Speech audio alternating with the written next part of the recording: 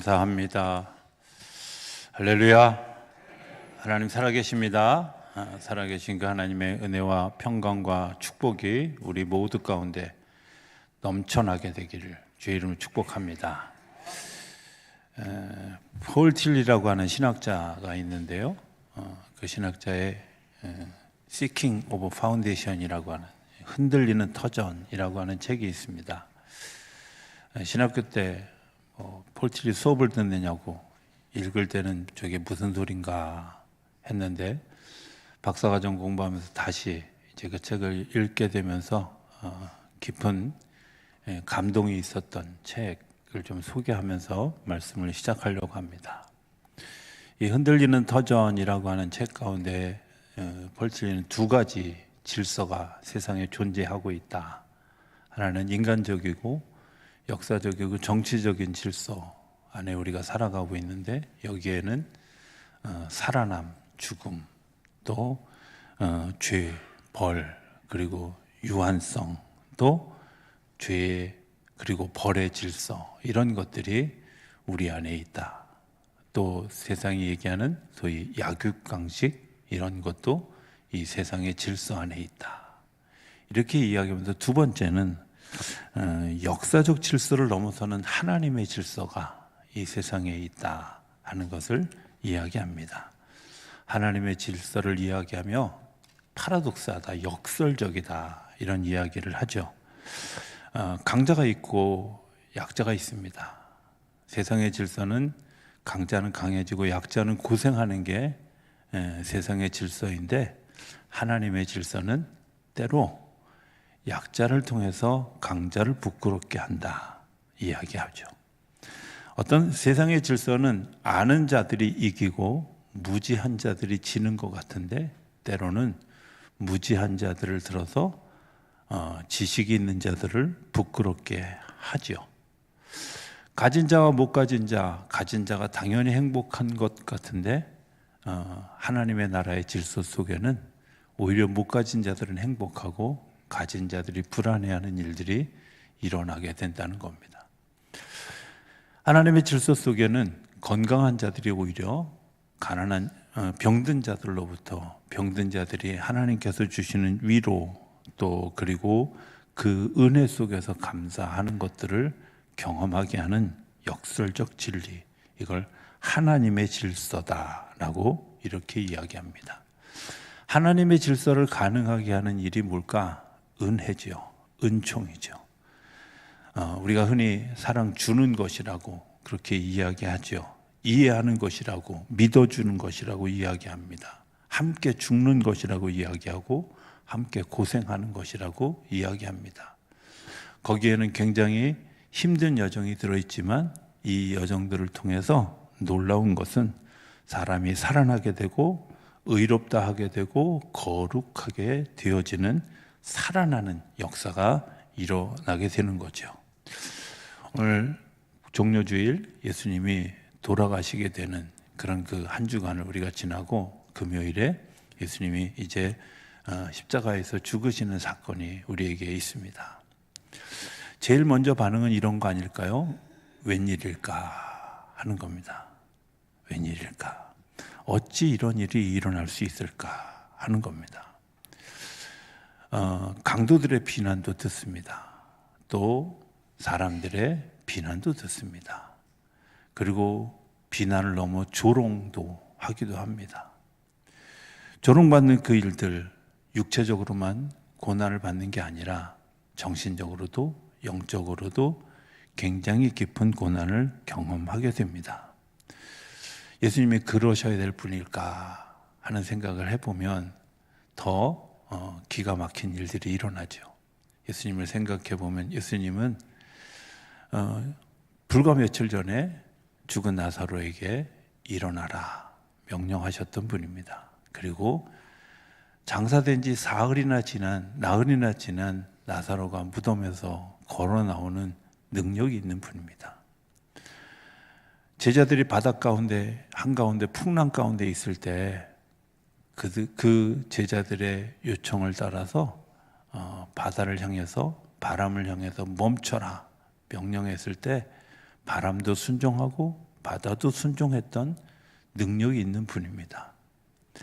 뿐만 아니라 성전을 청소할 때 성전을 청소하면서 예수님의 권위가 너무 놀라워 아무도 꿈쩍할 수 없었을 만큼 굉장히 권위 있는 분이었고, 누가복음 4장에 나오는 이사야의 말씀을 읽었을 때 많은 사람들이 서기관들과 또 바리새인들의 권위와 다르다, 굉장히 다른 권위를 가지고 있다, 이렇게 얘기할 만큼 굉장히 권위 있는 분이었습니다. 또 불과 며칠 전에 호산나 호산나 하면서 종려나무 가지를 흔들면서 왕의 귀환을 이야기할 만큼 인기 있는 분이었습니다. 그런데 그가 십자가에 죽습니다. 이해가 되지 않지 않습니까? 능력이 없는 것도 아닌데, 또 그걸 이길 만한 힘이 없는 것도 아닌데 그것을 순순히 받아들여집니다. 사람들이 조롱합니다. 이해할 수 없어서 조롱하지요. 사람들이 욕합니다. 어쩌면 그 욕을 이런 것들이 아닐까 하는 생각을 하게 됩니다. 되게 오래전에 개그우먼 이성미라고 하는 분의 간증을 듣다가 문득 이런 생각이 들었던 적이 있었습니다. 이성미 씨가 아주 욕을 되게 잘했다네요. 예. 욕을 되게 잘했다고. 특히 아들한테 아주 정말 본인의 표현에 의하면 찰지게 한다고. 그럴 만큼 욕을. 어느 날 아들이 그러더래요. 우리 엄마는 밖에 나가면 좋은 집사님인데 집에만 들어오면 마귀로 변한다고. 자기 자신을 돌이켜 생각해 보니까 자기 안에 있는 분노, 억울함 이런 것들을 욕으로 쏟아내더라는 거죠. 어쩌면 이 사람들의 분노와 또 비방과 비난과 이런 것들, 예수님에 대한 실망감, 또 그것에 대한 좌절, 아픔, 이런 아픔이었을지도 모릅니다. 그런데 그 모든 일에 대해서 예수님이 반응하지 않습니다. 심지어 이 사람들이 뭐라고까지 얘기하냐면 제사장들까지 합쳐져서 뛰어내려라, 그러면 우리가 믿겠다 하고 예수님에게 간청하기까지 합니다. 어떻게 하면 좋을까요? 뛰어내려야 될까요? 뛰어내려야 될 능력이 없는 거 아니잖아요. 거기서 탈출할 능력이 없는 거 아닙니다. 예수님이 얘기하신 것처럼 천군 천사를 동원해서 이 위기를 극복할 수 있습니다. 그러나 예수님은 그렇게 하지 않았다는 겁니다. 여기에 예수님의 사랑이 있지요. 여기에 예수님이 세계를 지배해가는 역설적 세계관이 있습니다. 비난하고 조롱하는 일들, 그때 예수님이 하셨던 이야기가 있습니다. 저들은 저들이 하는 일을 알지 못합니다. 저들의 죄를 용서해 주십시오 하는 겁니다. 저들은 저들이 하는 일을 알지 못합니다. 모르기 때문입니다. 이게 얼마나 놀라운 역사의 시작점인지를 저들이 모릅니다. 이것이 얼마나 어리석은 일인지 저들은 모릅니다. 미래에 펼쳐질 하나님의 역사가 어떻게 움직여갈지 저들은 모릅니다. 모르기 때문에 저렇게 하는 겁니다. 또 생각해 보면 자기 자신을 모릅니다. 자기 자신에 대한 분노, 자기 자신에 대한 저주, 이런 것들을 지금 쏟아내고 있으면서도 내가 병들었다는 사실, 내가 아프다는 사실, 내가 죄인이라는 사실을 모르고 있는 거죠. 그 모르고 있는 대상들을 향해서 주님이 이야기하십니다. 저들을 불쌍히 여겨 달라는 겁니다. 저는 이런 생각을 이번 주간에 이 고난주간을 준비하면서 이 문구를 되게 깊이 고민하고 생각하게 되었습니다. 예수님이 이렇게 얘기하지 않고 달리 이야기하셨다면 어땠을까? 저들에게 불벼락을 내려주십시오. 다 지옥으로 보내주십시오. 이랬다면 아마 예수님은 더 이상 그리스도가 아닐 겁니다. 그러나 어느 젊은 신학자의 말처럼 예수님이 하나님의 아들 되심은 예수님이 이 말을 하셨기 때문이다. 어떤 자세로 이 말을 하셨을까? 어떤 마음으로 이 말을 하셨을까? 하는 겁니다. 우리가 어떤 일들을 겪을 때 내가 어떤 태도로 취하느냐에 따라서 상처가 되기도 하고 그 상처를 넘어서 고백이 되고 간증이 되기도 하지요. 생각해 보면 정말 내가 어찌할 수 없어서, 내가 이렇게 당할 수밖에 없어서 이렇게 당하는데 너무 억울하다, 그러는 사람들에게는 절대 용서라는 단어가 나오지 않습니다. 그러나 이미 그것을 뛰어넘은 주님의 기도는 용서를 이야기하는 거죠. 말 한마디가 너무 중요하지 않습니까? 그래서 예수님은 이 상황을 이해합니다. 긍휼로 바라봅니다. 그리고 자기를 희생합니다.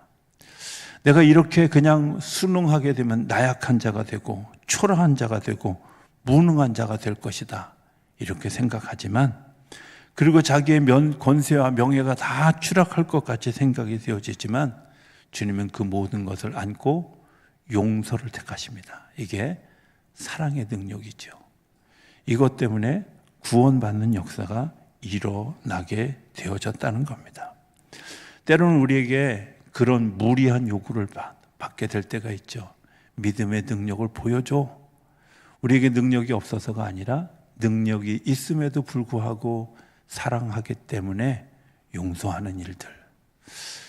두 번째, 히브리서 12장 3절에 보면 이런 이야기가 있습니다. 거역한 자를, 참으신 자를 생각해라. 거절당하셨습니다.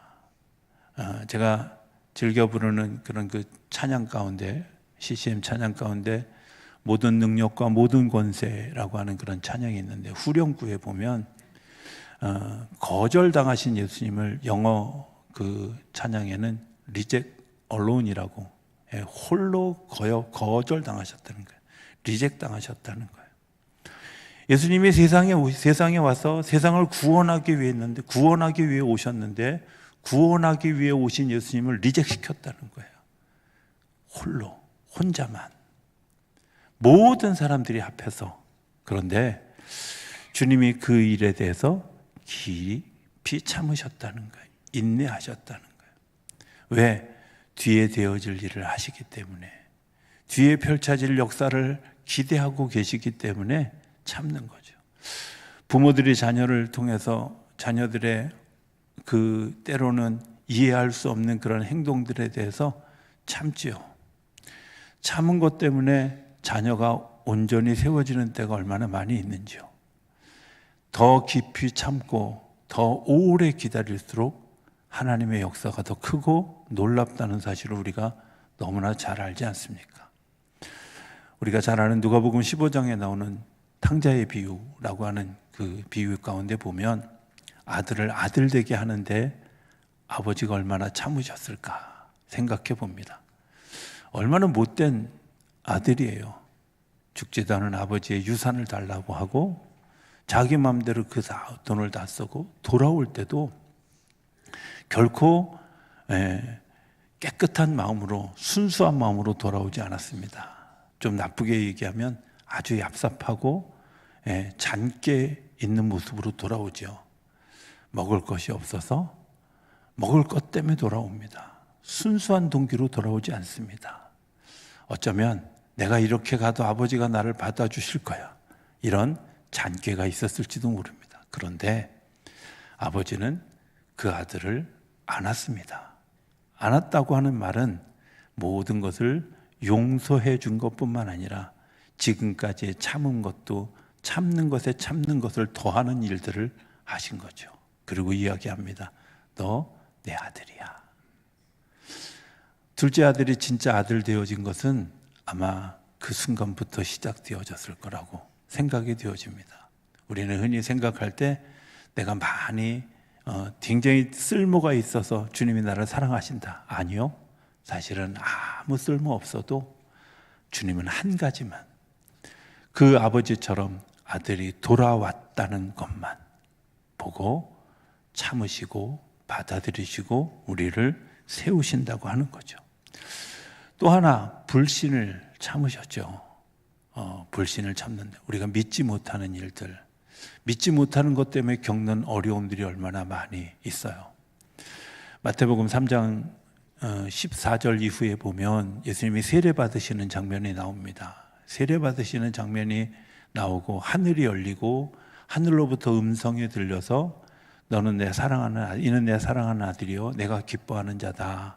이렇게 끝납니다. 근데 4장 1절에 보면 그때라고 연결하는 접속사 하나가 나옵니다. 그때, 어떤 때냐?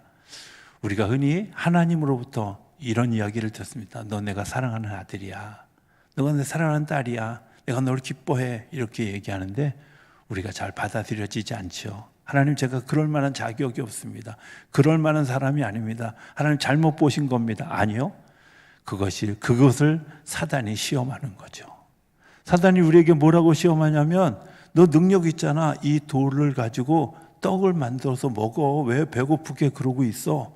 라고 질문하는 거예요. 하나님이 너에게 능력 주셨다면 이 떡 네가 만들어서 먹을 수 있잖아.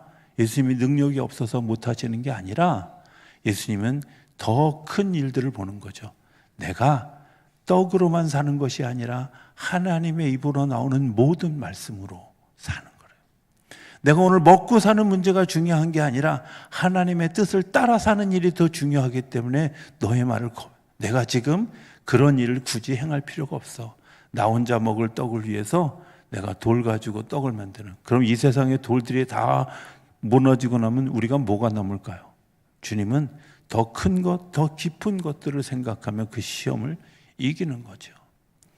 사단이 또 한 번 시험합니다. 성전 꼭대기에서 뛰어내려 천사들이 너를 받쳐줄 거야. 그럼 사람들이 얼마나 놀랍고 너를 대단한 사람으로 인정할 거야 라고 이야기할 때 예수님 분명하게 이야기하십니다. 내가 높아지는 게 아니라 나를 통해서 하나님이 하실 일을 내가 박수 받는 게 중요한 게 아니라 하나님이 박수 받는 게 더 중요하다는 사실을 기억하고 사단의 시험을 이겨가는 거죠. 오늘 예수님이 그 자리에서 내려오시면 굉장히 놀라운 일들이 일어날 것 같죠? 그렇지 않습니다. 주님은 분명하게 이야기합니다. 십자가를 지는 것이 주님의 계획이고 뜻이다라는 겁니다. 오늘 본문의 이야기는 아마 그런 것들이라고 생각이 되어집니다. 10절에 보면 베드로가 칼을 가졌는데 그것을 빼어서 대제사장의 종을 쳐서 오른편 귀를 베어버렸어요. 제가 생각할 때는요, 베드로가 귀를 자르려고 일부러 칼을 휘두른 건 아닐 거라고 생각해요. 아마 제가 생각할 때는 베드로가 직업이 어부인 걸 보면 머리를 치려고 쳤는데 빗나가서 아마 귀를 자르지 않았을까. 그렇죠? 상식적으로 우리가 생각해 보세요. 그런데 주님은요, 그런 소위 세상의 상식을 거부합니다.